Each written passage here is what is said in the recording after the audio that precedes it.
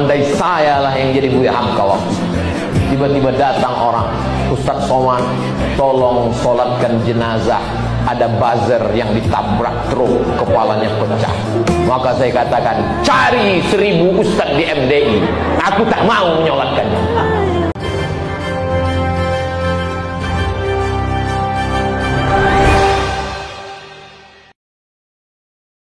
Assalamualaikum warahmatullahi wabarakatuh. Kembali lagi di suara Anda. Baik, kita akan mereaksikan dalam potongan ceramah Ustadz Abdul Somad. Ustadz Abdul Somad mengatakan, tahukah kalian bahwa ada cerita sangat menarik yang terjadi di antara Buya Hamka dan Soekarno pada tahun 60-an silam. Jadi Ustadz Abdul Somad menceritakan bahwa Buya Hamka pernah dipenjara oleh Soekarno atas beberapa tuduhan yang tidak pernah terbukti kebenarannya. Ustadz Abdul Somad juga menceritakan kembali kejadian tersebut dalam dakwahnya, di mana dirinya disinyalir juga merasakan kesal terhadap Buya Hamka. Buya Hamka difitnah mau membunuh presiden, mau mengganti dasar negara Republik Indonesia, menjual dokumen negara ke Malaysia. Buya Hamka masuk penjara. Jadi dulu Buya Hamka difitnah oleh pemerintah, yaitu membunuh Presiden Soekarno, mau mengganti dasar negara Republik Indonesia, menjual dokumen negara ke Malaysia, sampai Buya Hamka pun masuk penjara. Nah, ketika Buya Hamka menikmati hidupnya dengan duduk bersantai di rumah, tiba-tiba datanglah seorang yang tak dikenal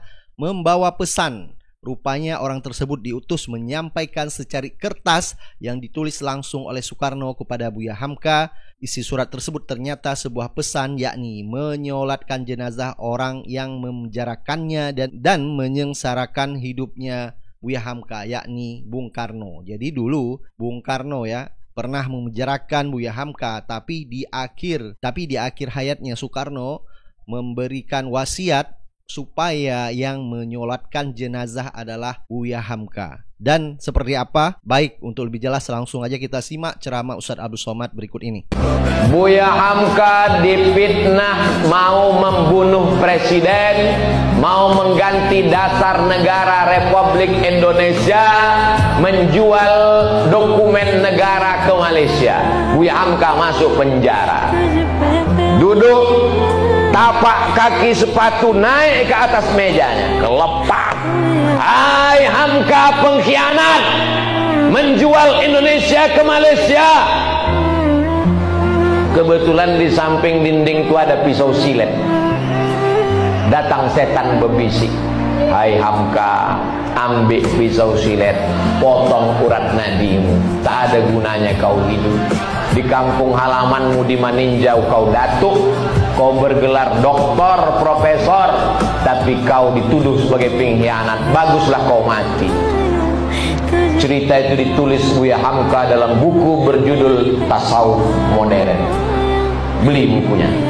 Buya Hamka ketika mau meninggal dunia, dia minta ambilkan buku itu. Ambilkan buku Tasawuf Modern, mau dibacanya balik untuk menenangkan diri. Hari berganti, musim berubah. 4 tahun dalam penjara, Buya Hamka lepas, rezim pun berganti. Apa yang terjadi? Saat Buya Hamka sedang duduk-duduk di rumah, tiba-tiba datang orang membawa secari kertas. Assalamualaikum. Waalaikumsalam. Siapa? Ada pesan Buya. Apa isinya? Menyolatkan jenazah orang yang memenjarakan Buya. Apa yang terjadi? Buya Hamka datang dan menyolatkan jenazah. Semua orang heboh. Saya pun waktu membaca buku itu hampir saya campakkan lagi buku, karena tak sesuai isi buku itu dengan kemauan saya. Andai saya lah yang jadi Buya Hamka waktu tiba-tiba datang orang, Ustadz Somad, tolong sholatkan jenazah, ada buzzer yang ditabrak truk, kepalanya pecah. Maka saya katakan, cari 1000 ustadz di MDI, aku tak mau menyolatkannya. Tapi hari itu apa yang dilakukan Buya Hamka? Dia datang menyolatkan jenazahnya. Cerita itu ditulis oleh anak Buya Hamka, namanya Irfan Hamka, dalam buku berjudul Ayah yang dicetak oleh Republika. Saya diminta untuk mengiklankannya, tapi tak dikasih persen. belilah buku ini, bagus untuk cerita anak-anak kita. Kenapa Ustaz cerita tentang persen tadi? Supaya jangan ada fitnah di antara kita. Tapi bukan berarti Buya Hamka itu tidak marah. Buya Hamka waktu mau naik haji ke kota suci Makkah Al-Mukarramah, naik kapal dari Tanjung Priok. Kapal itu berhenti sejenak di kota Padang. Apa nama pelabuhannya? Teluk Bayur. Tiba-tiba di Teluk Bayur ada orang melarang sholat di dalam kapal. Tak boleh sholat dalam kapal. Maka Buya Hamka mendatangi. Mana orang yang melarang sholat dalam kapal? Itunya Buya. Apa kata Buya? Waang kurang aja, apaan kurang aja, amaan kurang aja, datuk nenek ang kurang aja. Baca dalam buku ayat. Jadi Buya Hamka itu marah juga. Kapan dia marah dan kapan dia memaafkan orang lain? Buya Hamka luar biasa. Nanti kalau saya cerita tentang Nabi, itu kan Nabi. Cerita tentang sahabat Nabi, itu kan sahabat Nabi. Dan orang awak, dan orang Sumatera, Buya Hamka sezaman dengan kita, meninggal tahun 1980. Jamaah yang dimuliakan Allah Subhanahu wa taala, maka ini adalah contoh. Buya Hamka difitnah. Fitnahnya, novel yang dia tulis itu dikatakan dijiplak dari Al-Manfaluti, penulis Mesir. Buya Hamka adalah orang yang mencuri cerita, plagiator. Buya Hamka tak membalas, dia diam. Akhirnya sampai suatu hari datang anak gadis namanya Astuti, membawa suaminya mu'alaf, matanya sipit. Assalamualaikum. Waalaikumsalam. Kamu siapa? Saya Astuti. Ini suami saya mu'alaf, baru masuk Islam. Tujuan datang, pesan ayah saya, menantuku belajar Islam kepada Hamka. Ayahmu siapa? Ayahku Pramudia Anantatu, orang yang dulu memfitnah. Begitu cara Pram meminta maaf kepada Hamka, menantunya disuruhnya belajar kepada Hamka. Begitu pula Allah menguji Buya Hamka. Sanggupkah engkau memaafkan orang yang memfitnah?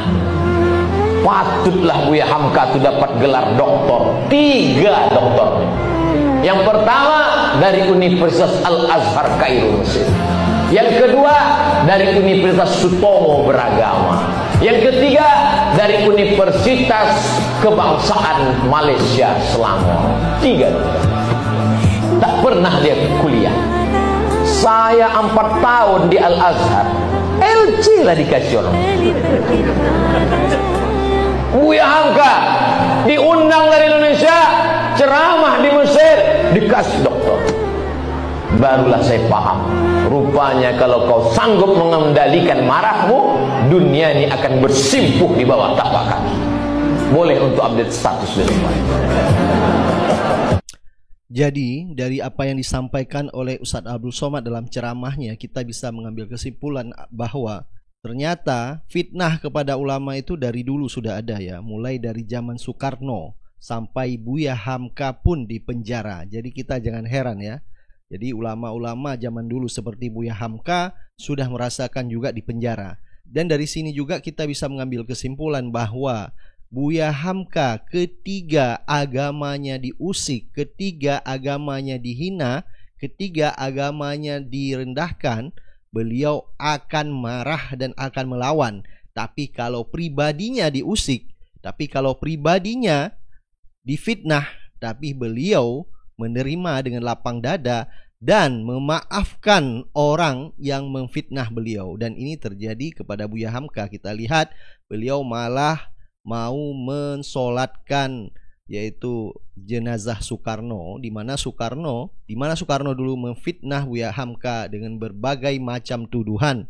Jadi menurut Ustadz Abdul Somad, jika engkau bisa mengendalikan amarahmu, maka dunia akan bersimpuh di telapak kakimu. Itulah pesan-pesan yang disampaikan oleh Ustadz Abdul Somad. Ini menjadi nasihat buat kita semua. Baik, silakan Anda beri pendapat dan komentar Anda. Kita akan ketemu di video-video selanjutnya. Assalamualaikum warahmatullahi wabarakatuh.